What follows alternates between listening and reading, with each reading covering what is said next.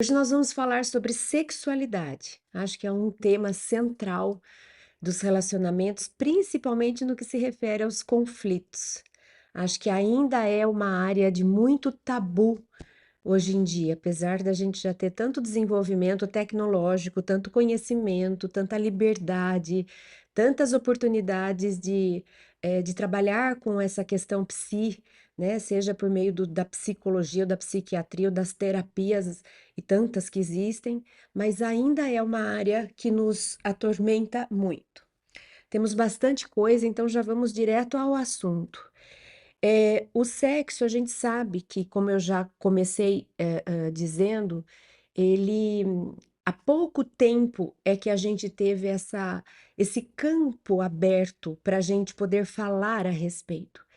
Nós temos o quê? Cento e poucos anos dessa permissão, porque até ali ainda era um assunto muito reservado, proibido, tinha muita relação com o pecado, as próprias religiões acabaram contribuindo com isso, e a gente até entende, porque como é uma área que mexe muito com os comportamentos, e os comportamentos têm relação com a moralidade, então é um objeto de atenção, foi um objeto de atenção das religiões.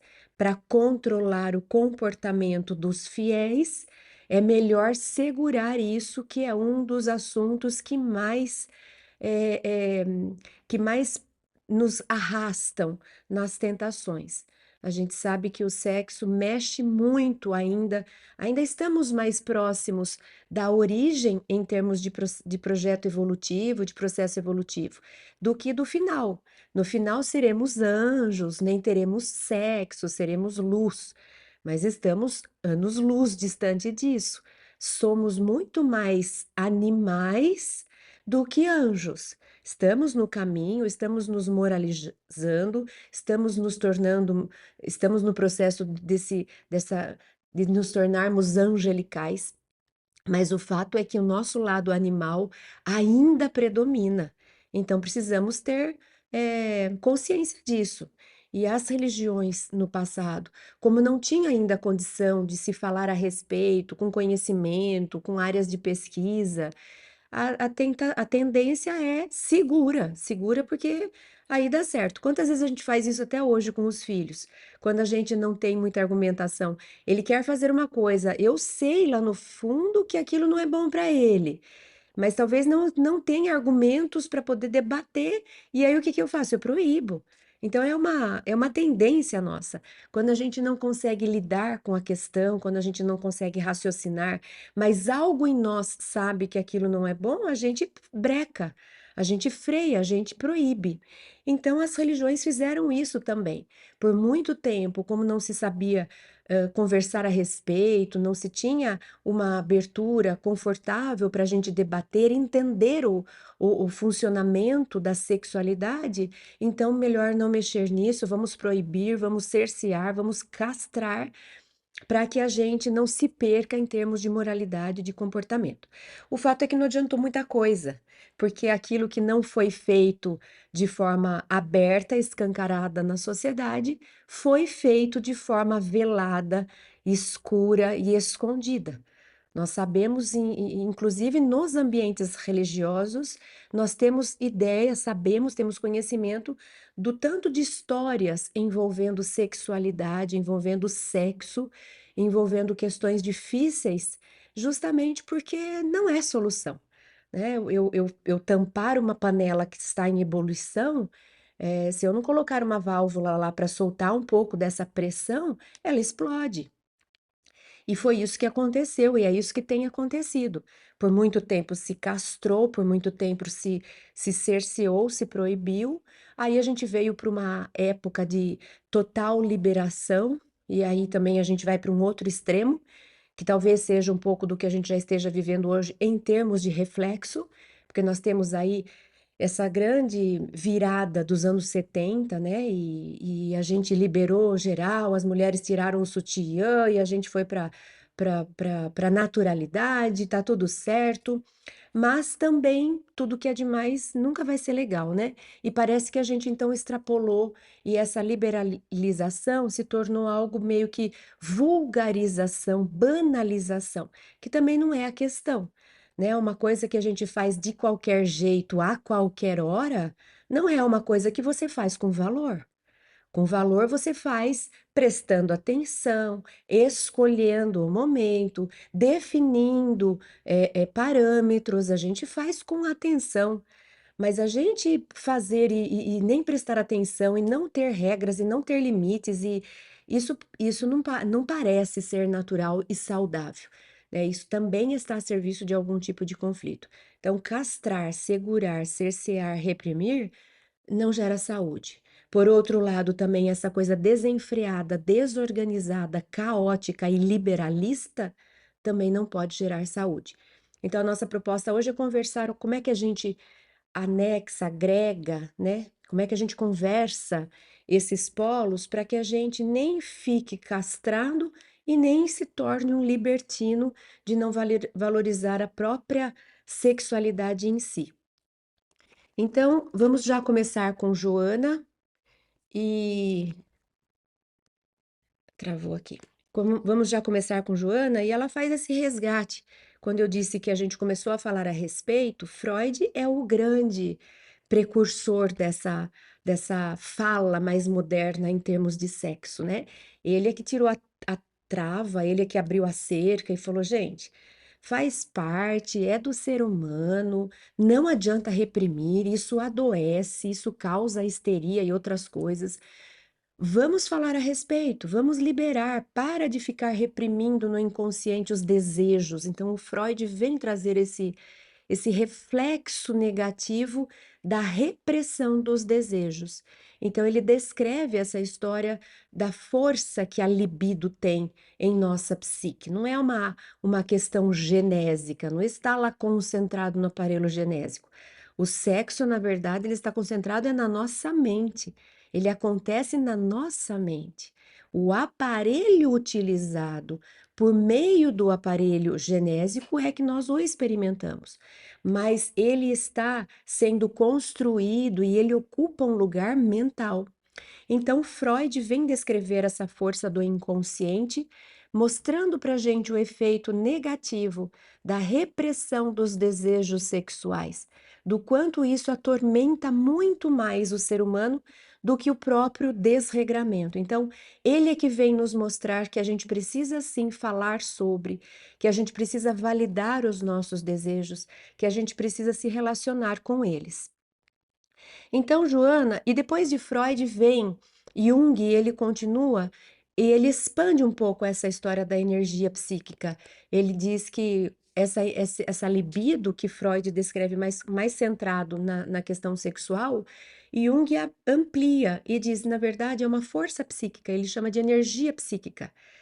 Freud usa a expressão libido e Jung usa a expressão energia psíquica e diz que é uma energia criadora, que pode se manifestar e costuma se manifestar no sexo, mas não só nele. Toda vez que a gente tem ideias criativas, toda vez que a gente gera algo, nós estamos utilizando esse espaço mental da energia psíquica. Ela pode se expressar na geração na possibilidade da geração de uma nova vida por meio do sexo. Então, por meio do sexo, eu deixo um ser humano vir à vida, então eu gerei, é uma força criativa, mas eu posso gerar um projeto, eu posso gerar uma ideia, eu posso gerar um trabalho artístico. Então, é a mesma energia que a gente emprega para gerar uma vida, a gente emprega para gerar, para criar essa força criativa, tantas outras coisas na nossa vida.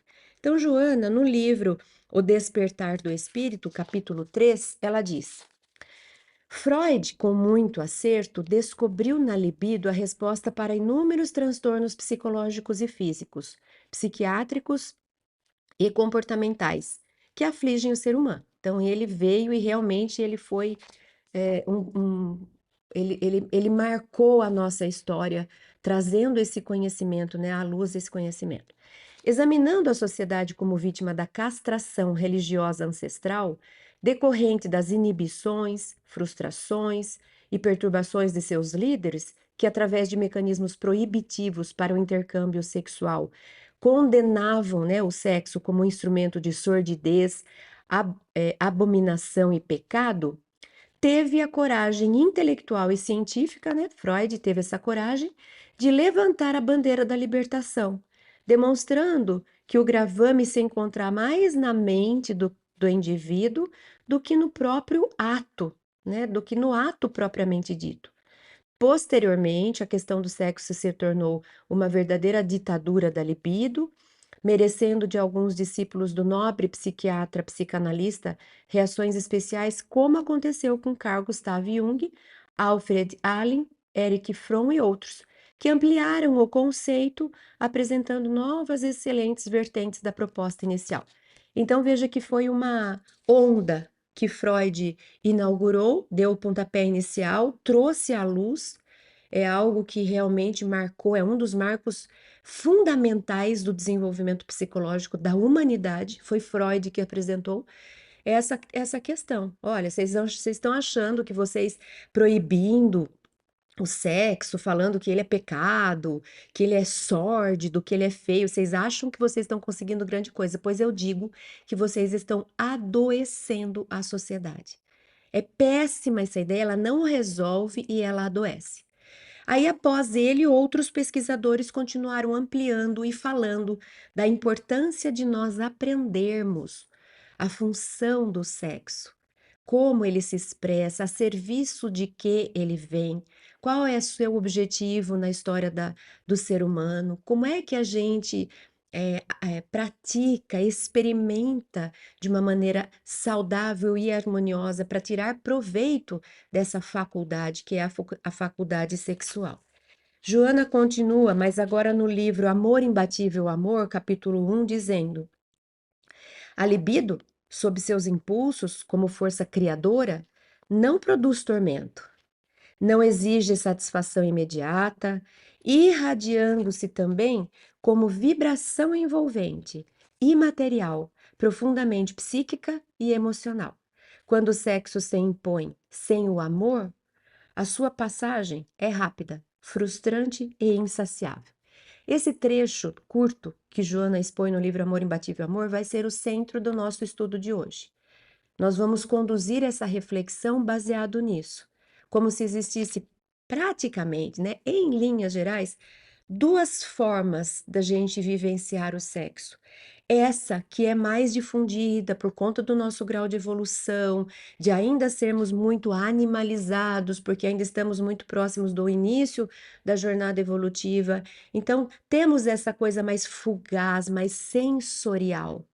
Se nós pensarmos em dois animais que se encontram para acasalar, não existe ali questões psíquicas envolvidas, o que você significa para mim, o que nós vamos construir juntos, quem é você, não existe. O que existe ali são instintos sendo vivenciados. É uma força material, é uma força orgânica, é uma força da carne, da matéria. Então, existe essa forma de experimentar o sexo que é instintivo, então é rápido, é fugaz e é sensorial.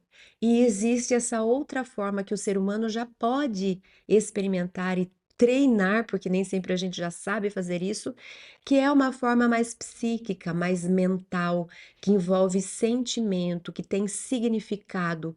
Aquilo gera um sentido, não é a coisa pela coisa. Pronto, fui aí, senti, atingi o clímax, uhul, né? Tá pronto, já relaxei, agora a vida que segue, cada um para um lado. Não. Isso é o lado animal que vai, cumpre o que o instinto pede, sente o que o instinto promove e pronto, né? E o ser humano ele pode tirar proveito mais profundo, que é isso que Jonas está falando, que tem um componente profundamente psíquico, mental, em termos de sentimento, em termos de significado. Aquilo existe um para quê daquele encontro. Aquele encontro gera um produto, aquele encontro fica marcado no espírito. Então, são duas formas que a gente vai observar o tempo todo, a gente vai fazer uma relação entre as duas. O objetivo do ser humano é o quê? É integrar. porque ainda somos carne, ainda somos instinto, ainda temos hormônios que mexem conosco, mas não precisamos viver unicamente com base neles, porque somos mais do que animais. Somos animais, mas somos também espirituais. Então, o nosso objetivo é conseguirmos ir trabalhando para que nossas relações sexuais, nossos encontros sexuais, eles consigam unir esses dois polos, que a gente tenha a carne, o instinto, o hormônio, mas a gente tenha um espírito envolvido, uma psique tirando proveito, se aprofundando, fazendo trocas, colhendo emoção, sentimento, história. Então, é preciso que a gente trabalhe para tentar unir esses dois polos, né? Do material com o espiritual. Então, a gente sempre vai pensar assim: esse corpo material, ele me dá sensação, né? É a sensação. Quando eu vou lá e como um chocolate, eu que sou chocolatra, como um chocolate, eu tenho um pico de prazer, né? Ai, que delícia isso, que gostoso. Mas é isso, é uma coisa gostosa, né? Ai, que sabor bom. É sensorial, é físico. Não é que meu espírito teve um, uma, né, um momento de transcendência pelo chocolate. Não quer dizer que não toque a parte espiritual, porque nós somos um só, né? Mas ele predomina essa coisa sensorial. Então, o sexo tem esse componente sensorial, que é a carne que sente, que é os hormônios que oscilam e me dão sensações, né? Então é sensorial, mas nós temos também a questão da satisfação, que é quando o espírito está presente na hora da comunhão sexual. Então esse espírito ele sente a troca, ele sente tocado. Então, quando termina a relação, é uma sensação de satisfação, como se a gente tivesse sido alimentado, como se a gente tivesse recebido até um passe, porque dependendo do grau de seriedade, de comprometimento, de ética desse encontro, do quanto que esses dois espíritos estão presentes espiritualmente, é um benefício parecido como se a gente tivesse recebido um passe, porque ali a gente faz essa descarga, ou é como se essa comunhão despertasse faísca, né, de luz, de amor, a expressão do amor. Nós estamos vivenciando o amor, mas para isso precisa ter significado. Essa pessoa que está comigo, ela é alguém especial. Nós temos uma história juntos, nós temos compromisso, a gente se importa um com o outro. Existe significado, existe sentido na relação. Então a gente pode experimentar esse outro lado, que é um lado que a gente termina com uma coisa de satisfação, até dessa entrega e dessa troca, dessa doação, do dar e receber. A gente termina com uma sensação de preenchimento, de satisfação mesmo espiritual. Então a gente pode sentir essas diferenças nas relações e vale para a gente começar a se visitar, para prestar atenção no que já experimentou, no como que costuma ser, para ver se a gente está conseguindo fazer essa integração do corpo curtir, mas também do espírito se saciar, se alimentar. Joana vai falar a respeito da sexualidade, e a gente pode trazer aqui já uma questão do quando a gente escuta falar sobre sensualidade. A sensualidade, ela acabou eh, sendo relacionada muito a uma coisa de manipulação, né? Quando a gente fala assim, que pessoa sensual, já brota automaticamente assim, ah, mas ela está querendo seduzir para tirar proveito, para manipular, para enganar, seja lá o que for. Mas a sensualidade a gente vê, eu imagino como se fosse uma dança. E aí a gente lembra das aves. Quem aqui já assistiu esses programas que mostram o mundo animal e tudo mais, e as aves fazendo as suas danças para conquistar. Normalmente nas aves, quem faz essa dança e quem tem a exuberância de cores é o macho. Cabe ao macho conquistar a fêmea. E ele vai conquistar a fêmea dependendo do quanto, entre aspas, sensual ele for. Porque a sensualidade é do ser humano. Mas ali existe já um germe desse treino. Então, a sensualidade a gente consegue perceber como se fosse uma dança, e eu estou fazendo essa analogia. Então, imagina essa ave que abre suas asas, que faz o misto de cores e impressiona e chama atenção. É como se ela estivesse conquistando, seduzindo. E o ser humano vai fazer isso também. na forma de um olhar, na forma de um gesto.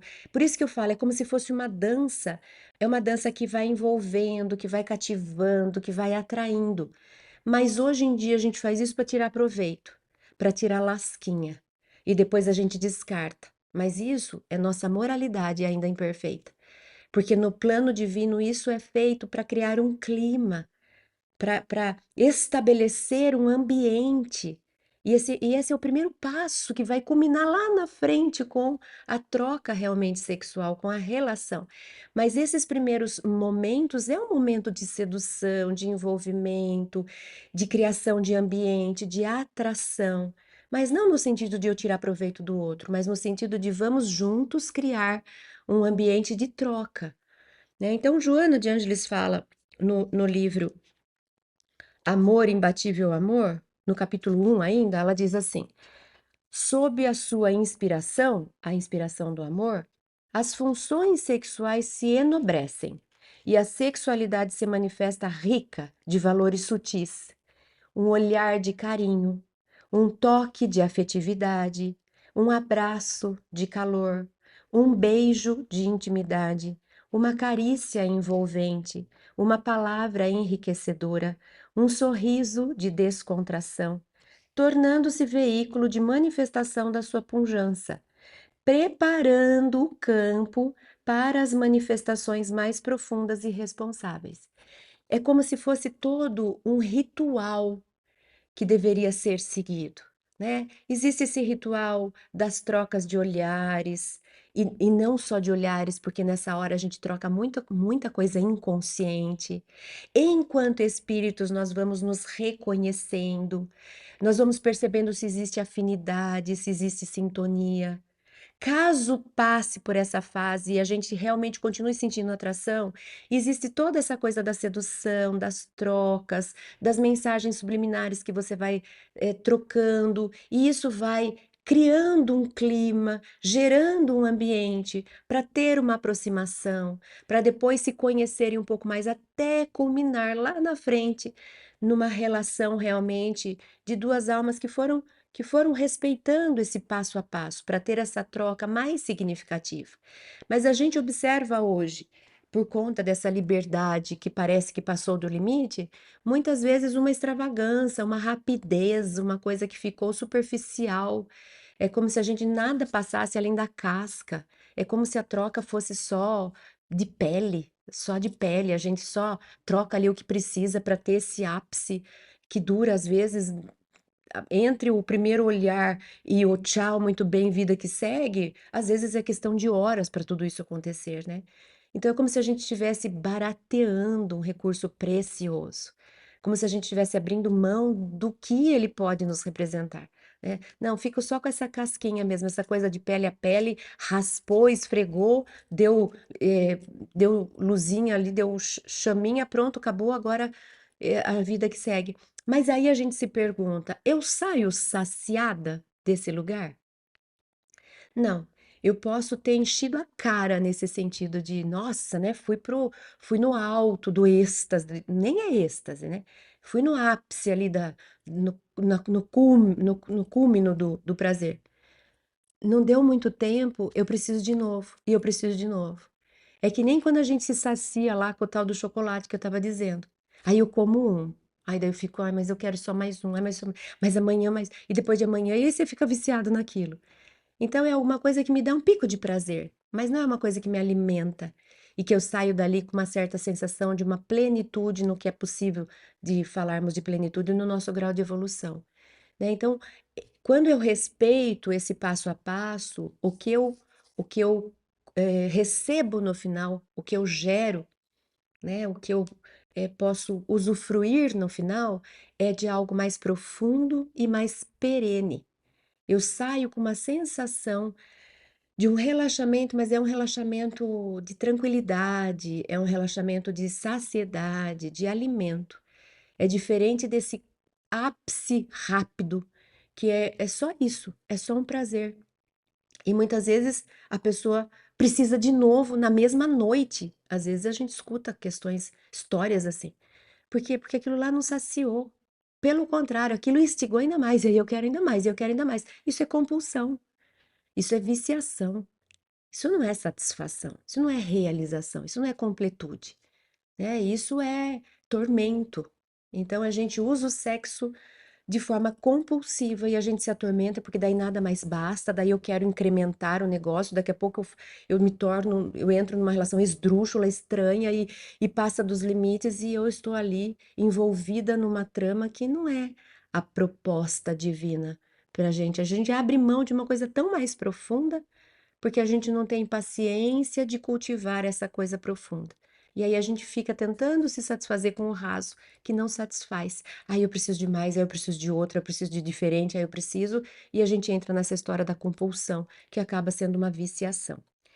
Bom, Joana, ainda nessa história de sensualidade, diferente de sensualismo, que é essa coisa da manipulação e desse lado mais carnal da história. Então, a gente vai sempre tentar fazer essa diferenciação para a gente tomando consciência e querendo buscar esse lado mais profundo, mais humano, menos animal das relações. Então, ainda sobre essa questão de satisfação de prazer e tudo mais, no livro Amor Imbatível Amor, ainda no capítulo 1, e esse livro é lógico que ele vai ser muito trazido aqui, porque ele fala muito sobre os relacionamentos, Joana fala, quando aparente, que é essa coisa da casquinha, né, da pele, relacionamento de pele com pele só, nada mais, de caráter sensualista, aí nesse sentido de eu vou seduzir o outro para tirar proveito do outro, né? Não é que eu estou conquistando o outro, eu estou seduzindo para tirar proveito. Então, de caráter sensualista, que busca apenas o prazer imediato, se debilita e se envenena, ou se entorpece, dando lugar à frustração, que é o que eu falei, eu não saio satisfeito, né? Eu saio no ápice de um prazer para daqui a pouquinho aquilo já ter se esgotado. Já ficou para trás e eu preciso tudo de novo. Agora, quando real, estruturado e maduro, que espera, estimula e renova, não se satura. É sempre novo e ideal. É harmônico, sem altos e baixos emocionais. O prazer legítimo decorre do amor pleno, gerador da felicidade, enquanto o comum é devorador de energias e de formação angustiante. Olha que interessante isso que Joana traz. Quando eu vou atrás desse prazer sensorial da pele e ele é rápido e ele culmina num pico de prazer, além dele passar rápido, daqui a pouco eu querer tudo de novo, eu precisar tudo de novo, eu ficar compulsivo nisso, além disso, ele esgota energia. É como se eu fosse cansando. E essa pessoa, ela vai até, entre aspas, envelhecendo em termos de energia. Porque satura, satura, satura, esgota, esgota, esgota. Eu saio cansado. E eu quero de novo, mas eu saio cansado. Ele não é algo que me rejuvenesce, é algo que me esgota, que me satura. Por outro lado, quando eu consigo fazer esses encontros, que são encontros realmente mais psíquicos, mais profundos, ele satisfaz como se eu precisasse, ele fica em mim por mais tempo e ele me reenergiza. Por isso que eu falei que parece um passe, esses verdadeiros encontros, essas verdadeiras comunhões sexuais. Ele até me alimenta, então eu saio rejuvenescido. É oposto uma sensação da outra. Eu me lembro que existe descrição, livros mesmo, eu já li alguns, daqueles primeiros tempos, quando a espiritualidade era vivenciada de uma forma eh, mais em termos pagãs, né, mais daqueles deuses, e tinha lá os templos onde ficavam as pitonisas e as sacerdotisas, e era possível você fazer um encontro com Deus. O objetivo era encontrar com Deus tendo um êxtase religioso por meio do sexo. Só que isso não durou muito tempo, porque o ser humano, ao ter essas experiências, a carne começou a falar mais, e aí, para variar, abusos começaram a acontecer e foi desvirtuado o sentido, então isso foi interrompido. Mas a gente tem descrição dos êxtases religiosos serem semelhantes a um êxtase sexual, né? Então, é a maior manifestação do amor de Deus. Por que que a gente sabe que é a maior forma da gente se aproximar? Porque é por meio dele que a gente gera uma vida. O que que é o bem mais precioso da terra, na terra? A vida. A vida de um ser humano é o momento mais, é o único, é o especial, né? É o ápice do que o ser humano é capaz de fazer, é gerar uma vida.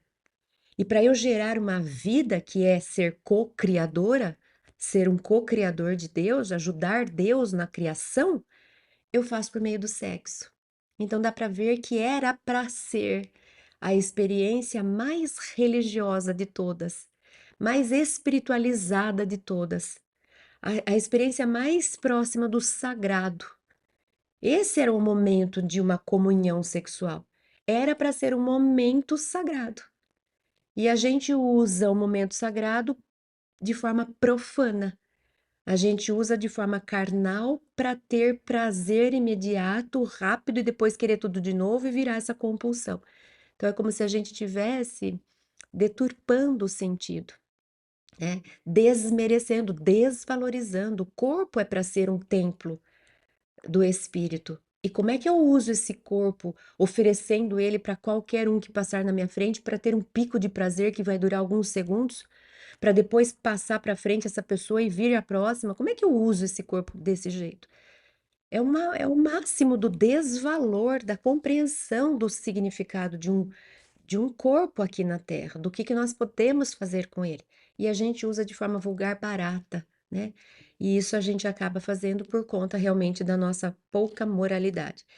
Bom, Joana então fala a respeito desse prazer rápido e imediato que envenena, entorpece, enquanto que a gente poderia ter aquele que é mais maduro, que nunca se satura e que nos oferece felicidade além de nos reenergizar, além de nos rejuvenescer. Ainda falando a respeito disso, eu falei que o tema central hoje vai ser isso, né? A questão dos desejos sensoriais e da satisfação da realização espiritual. Vou continuar ainda mais um pouquinho no Amor Imbatível Amor, capítulo 1. A Joana vai falar sobre essa sensação versus sentimento, né? E ela diz assim: é voraz e tormentoso, especialmente na área genésica, expressando-se como erotismo, busca sexual para o gozo. Em esfera mais elevada, desse outro lado, torna-se sentimento, graças à conquista de algum ideal, alguma aspiração, anseio por metas agradáveis e desafiadoras, propensão à realização enobrecedora. Muitas pessoas consideram o prazer apenas como expressão da lascívia e se olvidam, se esquecem daquele que decorre dos ideais conquistados, da beleza que se expande por toda parte e pode ser contemplada, das inefáveis alegrias do sentimento afetuoso, sem posse, sem exigência e sem o condicionamento carnal. Joana nos faz lembrar aqui que a gente pode ter esse prazer, satisfação espiritual e essa energia psíquica que Jung descreve como energia psíquica, Freud falou sobre libido, a gente pode sentir e usar essa expressão em outras áreas, não só no sexo, mas toda vez que a gente cria algo. Sempre que tem uma criação minha, eu estou trabalhando com a energia psíquica. Eu estou atuando por meio da libido. Então, se eu crio um projeto, aí a gente fala assim, às vezes, como que fulano vive sem sexo? Ele pode viver sem sexo, mas ele não vive sem experimentar a energia psíquica atuando. Porque ele pode experimentar e se satisfazer e se realizar, porque ele direciona a energia psíquica, ao invés de direcionar para o sexo, ele direciona, por exemplo, para as artes, para os esportes, quando eu vou e crio o atleta que existe em mim, e esse atleta compete e ele ganha. Toda vez que eu crio alguma coisa, que eu crio uma obra, que eu crio um projeto, quando eu crio meus filhos, eu preciso da energia psíquica, que é a energia criadora, que pode se manifestar na criação de uma vida por meio do sexo como pode se manifestar na criação de um projeto, de um filho, de um trabalho, de alguma experiência que eu venha a ter. Então, Joana diz que a gente consegue diversificar a nossa realização em termos de energia sexual, não só utilizando como finalidade o sexo, mas a gente pode se realizar de outras formas criativas. Então é assim que a gente fala: "Ah, por que que fulano como é que fulano consegue viver sem o sexo?". Provavelmente ele se realiza, essa energia é realizada de outras formas. E a gente consegue se saciar, se alimentar, se rejuvenescer, criando uma arte, criando um projeto, criando um ser humano, criando uma qualquer coisa que eu crie, eu estou acionando, trabalhando a energia psíquica. Não precisa ser só pelo sexo. Tanto que a gente costuma direcionar os jovens quando esse turbilhão de hormônio começa a aparecer e eles ainda não têm maturidade para saber lidar. Uma das formas que a gente ajuda o jovem é colocando-os em contato com artes e com esportes. Aí você põe o jovem para tocar um instrumento, para cantar, ele está dissolvendo, vivenciando a energia psíquica que não vai ficar concentrada nessa busca pelo sexo ou pelo esporte, e a gente utiliza a energia, essa movimentação no esporte. Então, uma das formas que a gente ajuda o jovem a lidar com essa efervescência hormonal é direcionando-o para outras atividades de energia psíquica, ou vai se envolver com uma causa social, vai ser voluntário num lugar que cuida de animais de abrigo, vai cuidar de velhinhos, contar história para criança. Tudo isso ajuda a pessoa a lidar, a trabalhar com sua energia psíquica para dar a sensação desse alimento, dessa satisfação, né? Continuando aqui, então, agora nós vamos para o livro O Despertar do Espírito, capítulo 6. E Joana vai falar um pouquinho dessa questão de que a gente vê hoje esse outro lado apenas sensorial, quando passa para compulsão, muitas vezes acaba se tornando viciado em pornografia, por exemplo, se viciando em pornografia. É uma coisa que é olhada como se fosse o outro, é um objeto, é um meio de satisfação, de atingir o clímax, de ter esse, né, de sentir esse prazer, mas é um prazer sensorial. Então a gente acaba vulgarizando o sexo. Então Joana diz: ao lado do barulho ensurdecedor, dos apelos ao uso do sexo desvairado, se apresentam a violência que estruge volumosa, a sujeira que se acumula em toda parte, as pessoas objetos descartáveis, no momento em que tudo é de valor secundário e utilitário, cessando a sua qualidade quando desaparece o interesse imediato. Eu uso, eu uso o meu corpo, eu uso o outro que me dá prazer, só com a função de utilidade. Eu preciso de você para atingir prazer. Eu não sei quem você é, eu não tô nem aí com você, e a hora que eu terminar, vai embora. Vaza, como a gente diz, né? Vaza. Porque eu só estou usando você como um objeto de prazer. É muito triste isso, né? Muito triste. Mas a gente tem visto muito isso hoje em dia, essa questão de desvalorização, né? De desvalorização do próprio corpo e do corpo do outro. Então, de novo, o nosso corpo, ele é e deveria ser visto como um templo sagrado e não como um vaso que a gente usa, tira daqui, põe ali, enche, esvazia, troca, né? O nosso corpo, ele é a morada do nosso espírito.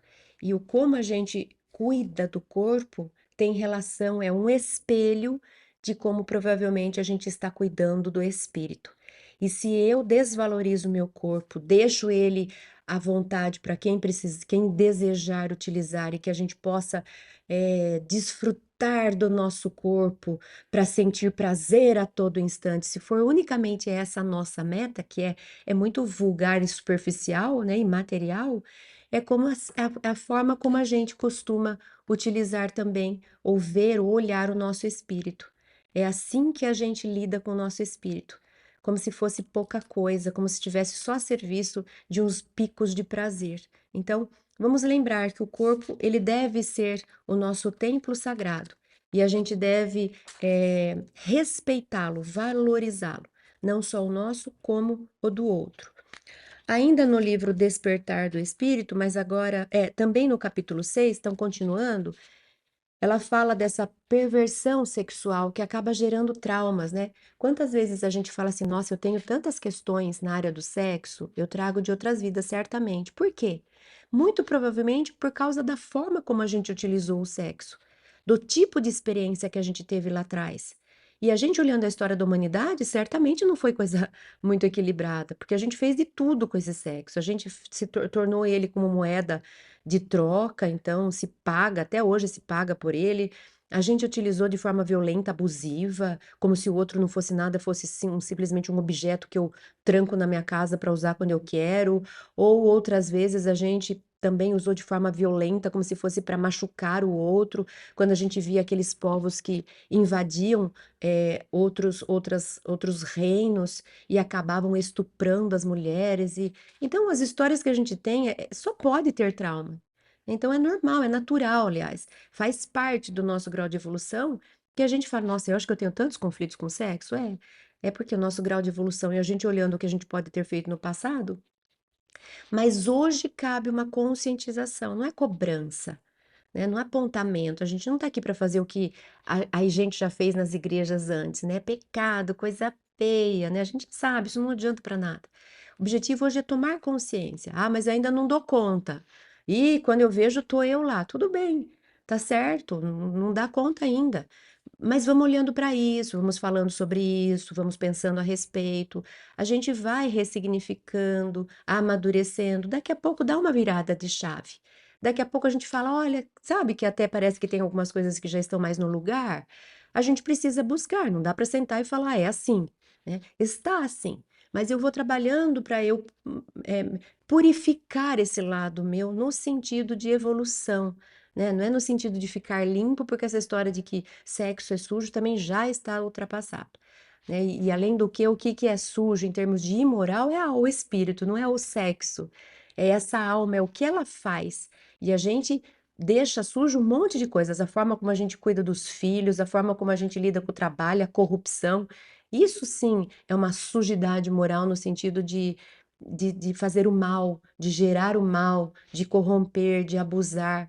Isso não é o sexo em si ele é sagrado, como a gente tinha falado. Então, Joana diz: vive-se a hora da explosão sexual sem valor ético-moral na sociedade aturdida. Exposto de maneira ultrajante, produz sentimentos controvertidos e perturbadores. O Deus sexo vem se tornando a meta máxima para ser atendida pela criatura, a fim de encontrar-se bem no grupo social. Né? Então, eu preciso ter histórias para contar, para ficar bem na ficha.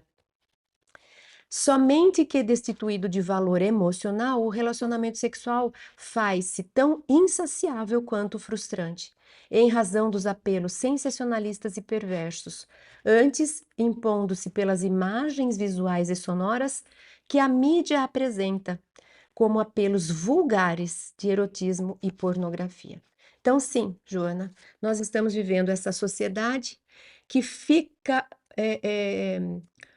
m- bombardeando a gente com falsas imagens do que é satisfação, coisas legais com relação ao sexo, passando a imagem de que quanto mais superficial, quanto mais corporal, quanto mais sensorial, mais legal.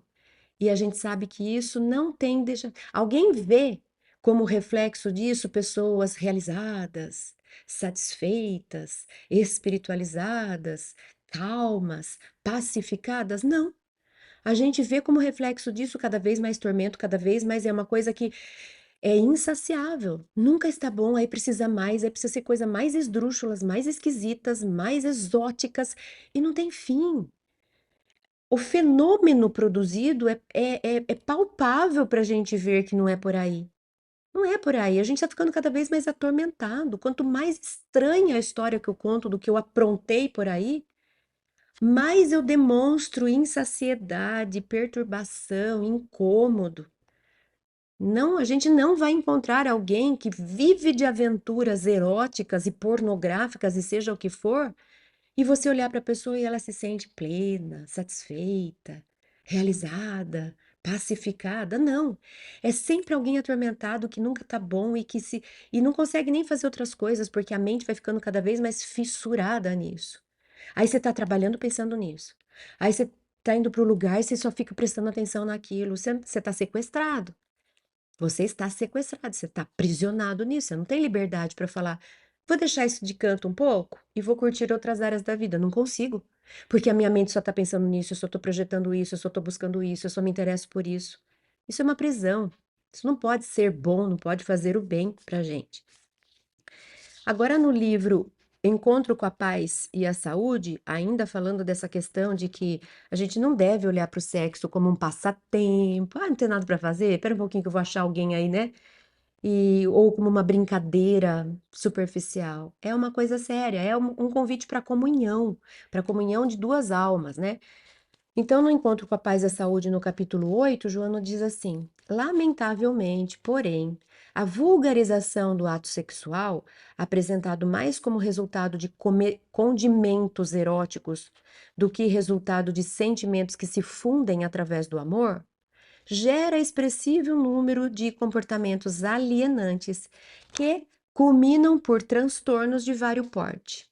Não são poucos os desconfortos defluentes do ato sexual em face dos distúrbios, entre imaginação, fetiches, condicionamentos emocionais e realidade.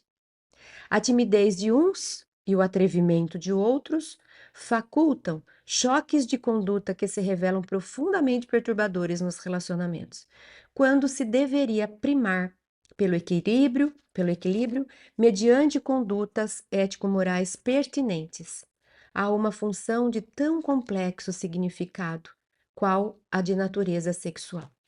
Nosso sexo é tão profundo, a gente ainda nem sabe o seu verdadeiro significado e a gente fica brincando com ele, usando como se fosse passageiro, como se fosse qualquer coisa, só para me dar um pico de prazer. E é a maior porta para a conexão espiritual, para experimentar o sagrado que Deus nos deu. E a gente fica brincando como se não tivesse noção do potencial que o sexo pode ter em nossas vidas.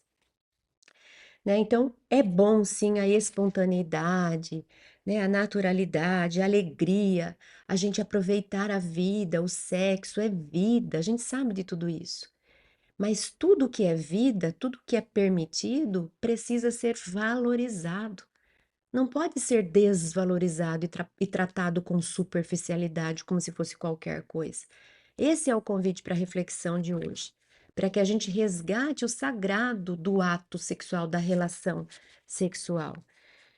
Eu volto lá para o livro Amor Imbatível Amor para fazer essa distinção entre aquilo que é erótico, aquilo que a gente chama de paixão. Ai, tô apaixonada, nossa, flor da pele.